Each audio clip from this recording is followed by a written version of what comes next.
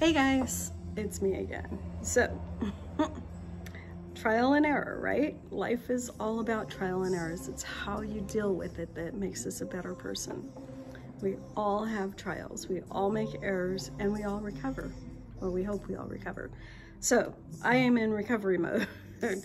So with this infamous table that I've been working on and painting and kind of kicking myself, that I opted to try it without the slick stick.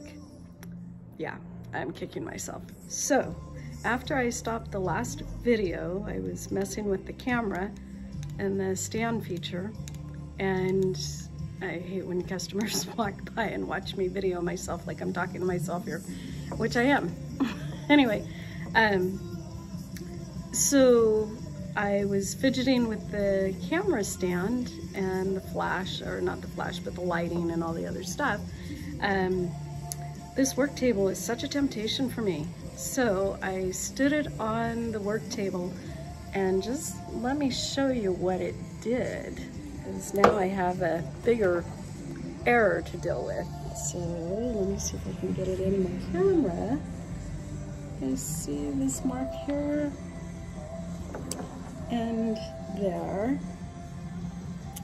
Yeah, that is a prime example of what will happen if you apply over furniture from China, because they never know what's on it, what their products are. They're kind of notorious for blending and mixing things that we don't always know about. And then over the top of plastic, or things that are too shiny or too slick.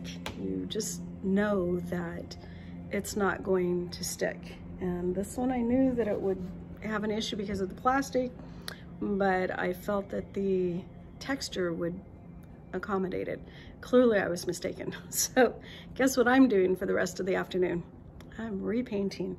And I just pray that I don't have to repaint this entire piece, because it's time consumption there, and I still have 2 or 3 more to go.